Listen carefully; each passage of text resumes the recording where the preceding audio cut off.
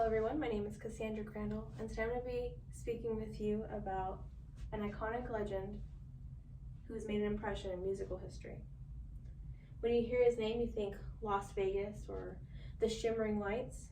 You think of the smell of cigarettes in a smoky casino. Whenever you hear his music, you just want to mimic his presence. He has left iconic performances that has left thousands wanting more from him. He has left such an impression in musical history that even to this day, which is 44 years after his death, we are still talking about him.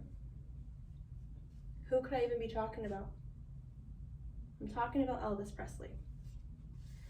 Elvis had spent 24 years of his life entertaining the world. He had a captivating voice and charming looks to him. I personally have had an obsession, healthy of course, but my obsession was brought on by my grandmother. And my grandmother showed me his music when I was only 9 years old. Ever since then, I've tried to collect memorabilia, and I've tried to learn every detail that I possibly could about him. Before the fame, he was just a regular man. He was just a regular man from Tupelo, Mississippi. But that man left a legacy. Behind the flashy costumes, he was a regular guy just pushing through life like everyone else. If I haven't grabbed your attention yet, I hope that you at least take from this the man that he was and the legacy that he left behind. I want you to know him before the fame, and I want you to know everything that he did to make his legacy relevant today. I'd like to introduce you to Elvis Aaron Presley, the man. Elvis was born on January 8th of 1935. He was born in Tupelo, Mississippi.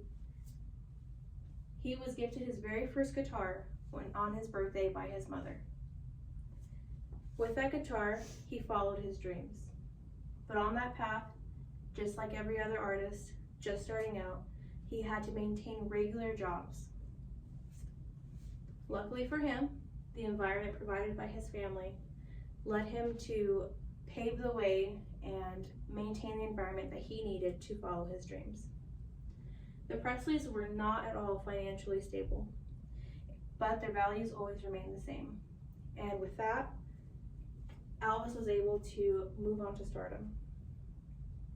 An article written on April 28th of 2017 by biography.com stated that he was raised in a humble setting and that his parents were of the working class.